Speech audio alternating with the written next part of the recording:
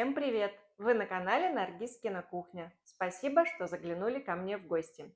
Сегодня я готовлю пирожки на очень вкусном бездрожжевом тесте с несладкой начинкой, тоже очень вкусной. Но сразу хочу оговориться, что пирожки эти можно готовить с любой начинкой, тесто очень вкусное и быстрое.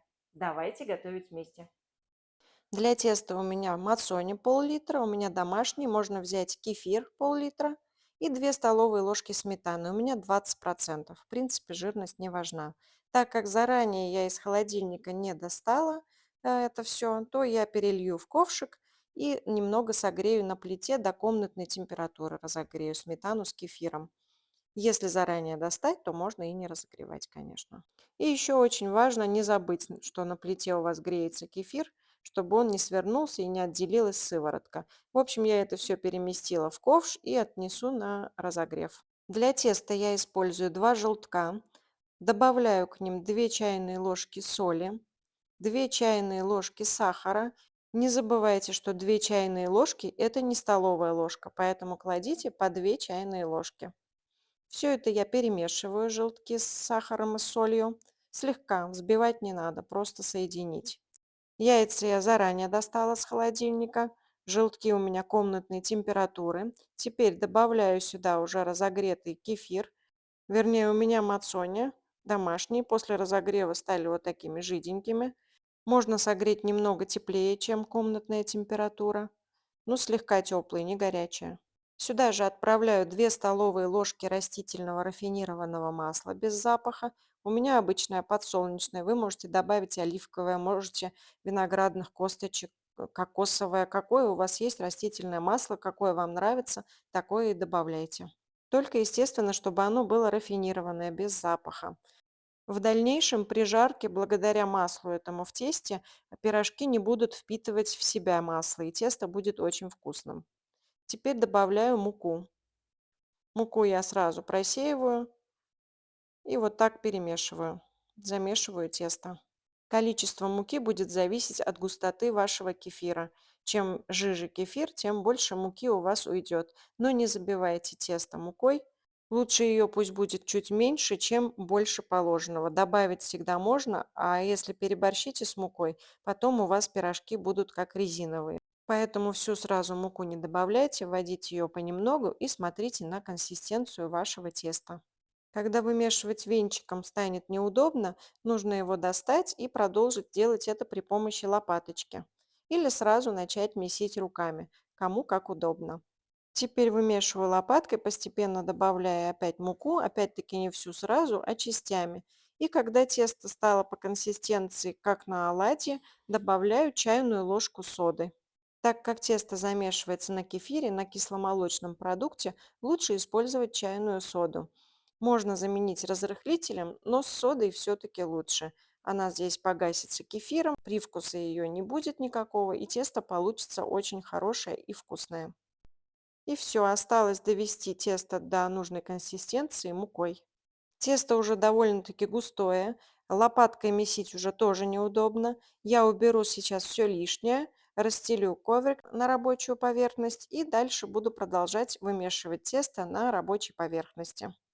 Муку насыплю прям вот так на коврик и сюда же переложу тесто, буду вымешивать. Если вам удобно вымешивать в миске, продолжайте делать это там. Я могла бы все это тесто замесить в миксере, но хотела показать вам, какое оно приятное, хорошее и как легко и быстро оно вымешивается. Поэтому даже в миксер не стала все это помещать. Показываю вам, что руками быстренько можно его вымесить.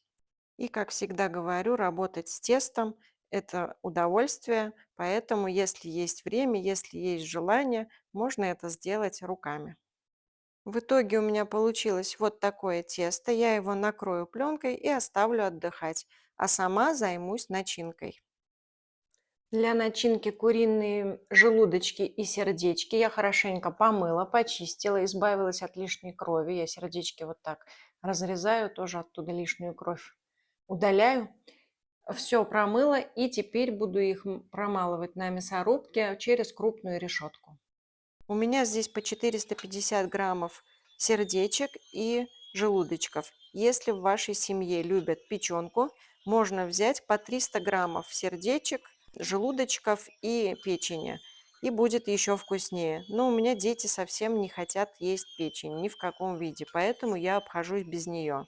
Если вы любите, замените по 150 грамм печени и желудочков на 300 граммов печени. Я готовлю на вкус моей семьи, вы готовьте на вкус своей семьи или тех, кого будете угощать. Но в любом случае будет очень сочно и вкусно. Это я вам гарантирую. У меня 3 луковицы, я их пропущу через блендер. Можно, конечно же, нарезать вручную мелко. Я сделаю через блендер. Мне сегодня надо быстренько.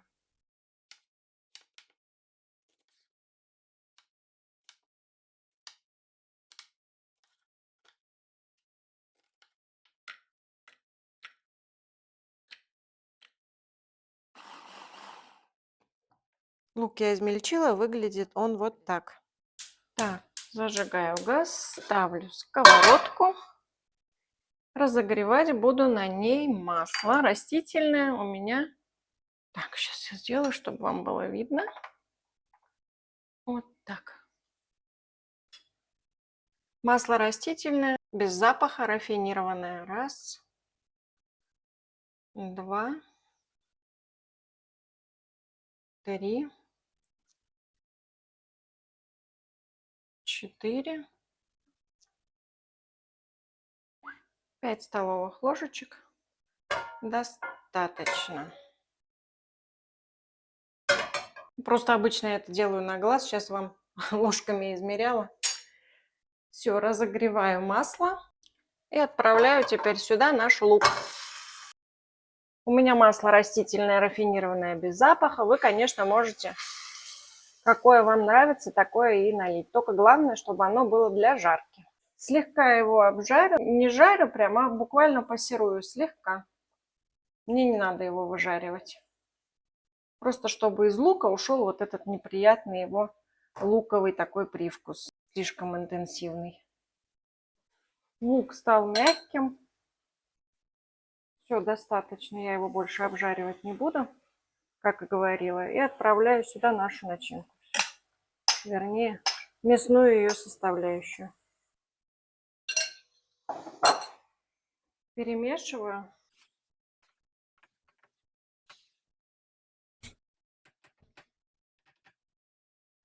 Накрываю крышкой. Буду тушить, периодически помешивая. У меня прошло уже полчаса. Начинка уже почти готова. Вода уже, жидкость вся выпарилась. Посмотрите, ее уже не видно практически. На этом этапе я буду добавлять специи: соль, перец и паприку. Специи, как всегда, добавляйте по вкусу. Я добавила чайную ложку соли. Я вам говорю, сколько я кладу специй, а вы, конечно же, пробуйте, как нравится вам. Потому что кто-то любит более соленое, кто-то любит менее соленое. Но я начинку всегда делаю немного соленее, чтобы она чувствовалась в тесте. Добавляю смесь перцев. Обязательно добавляю красный острый перец.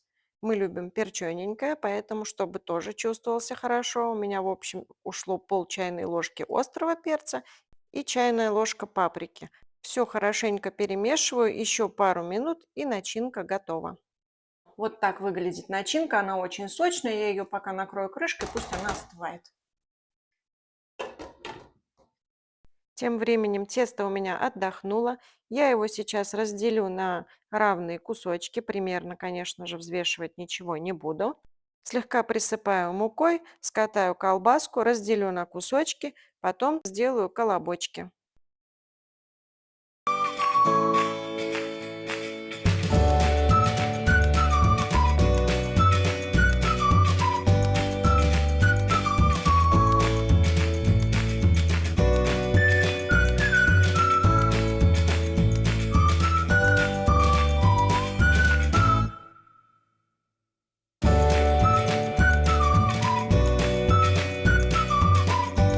У меня получилось 22 колобочка, значит будет 22 пирожка. Я накрываю тесто пленкой, чтобы не заветривалось. Постелила еще один коврик, на который буду складывать пирожки. Присыпаю его слегка мукой и начинаю формировать наши пирожочки. Начинка, конечно же, уже остыла, она едва ли теплая, ни в коем случае не горячая. Я вам советую начинать готовить пирожки с начинки. Пока тесто у вас будет отдыхать, начинка будет остывать. Тесто очень податливое, можно обойтись даже без скалки. Но я взяла скалку и буду с ее помощью раскатывать кружочки. Вот такая начинка, видно, что она сочная, как я вам и обещала. В каждый пирожок буду класть примерно столовую ложку с горкой.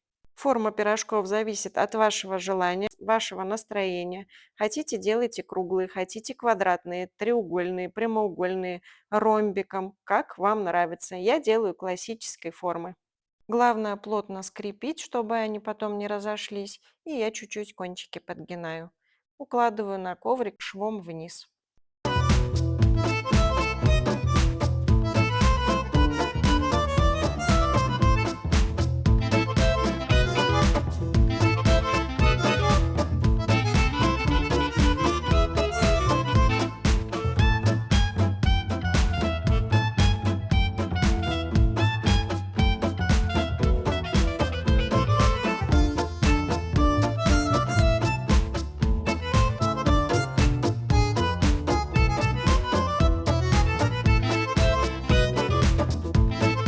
А можно сразу вот так раскатать побольше кружочков, выложить на них начинку и сделать пирожки. Если хотите, чтобы тесто у вас было потолще, раскатывайте поменьше кружочки. Если хотите потоньше тесто, побольше начинки, раскатывайте потоньше. Все, пирожки готовы, осталось их только пожарить. Вот так они выглядят. Я их накрою пленкой и буду жарить. Вот осталось начинки 1 ложечка. Прям тютелька в тютельку практически. Включила газ, ставлю глубокий сотейник, налью в него масло и хорошенько его разогрею. Буду жарить во фритюре. Мне понадобилось 400 миллилитров масла. Чем шире посуда, тем больше масла будет по ней разливаться. Поэтому я люблю такие вещи жарить в более компактной посуде. Масло хорошо разогрелось. Начинаю жарить пирожки. Сейчас они поднимутся, когда слегка поджарятся, и можно будет помещать сюда же третий. Поджаривать буду хорошенько до хрустящей румяной корочки. Вот так они поджарились с одной стороны, переворачиваю. Как и говорила, сюда можно поместить третий. Выкладываю пирожки я сразу на кухонное полотенце бумажное, чтобы лишнее масло впиталось в эти полотенца, а не в пирожки.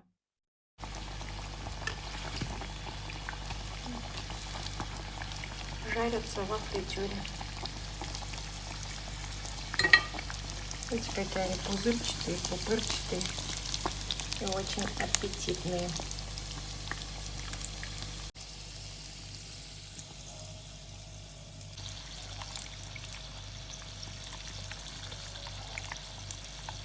И хочу вам показать, какие они хрустящие снаружи, мягкие внутри и какая в них сочная начинка. Помимо того, что она сочная, она очень и очень вкусная.